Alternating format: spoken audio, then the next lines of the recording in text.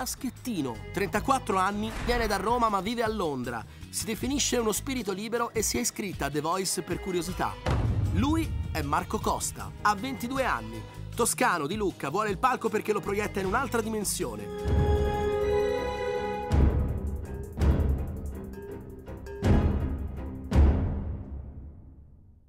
La battaglia comincia ora.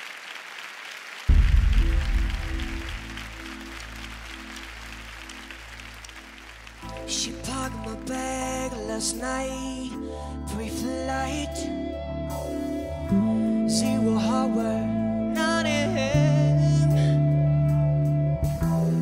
and I'm gonna be high as a kite by then, as a kite by then, and I think it's gonna be a long, long time. The touchdown brings me when I get you fine. I'm not the man I think I am at all. Oh no, no, no, I'm a rocket man, burning out his views up here alone.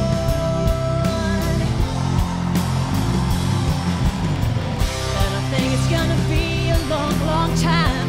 So touchdown brings me round and get you fine. I'm not the man I think I am at all. Oh no, no, no, I'm a rocket man,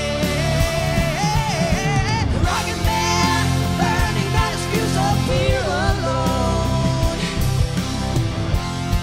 And I think it's gonna be a long, long time.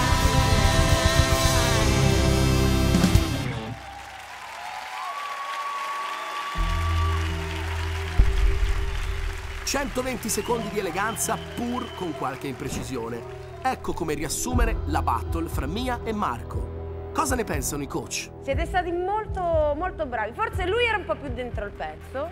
Tu ti sei però battuta con una leonessa, quindi rispetto. Bravissima. Bello il pezzo, ben cantato, però io questa volta non mi voglio esprimere, sono la Sfinge, silenzio. Il razzo di Marco a un certo punto è tornato giù dal cielo a terra ed è esploso. Quindi do un giudizio, lo vuoi il mio giudizio? Sì. Mia. Mi è piaciuta di più, sì. Mia Schettino secondo Ax.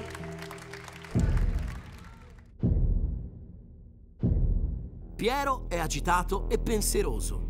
Scegliere chi è il migliore fra i suoi cantanti è sempre un compito ostico, eppure va fatto.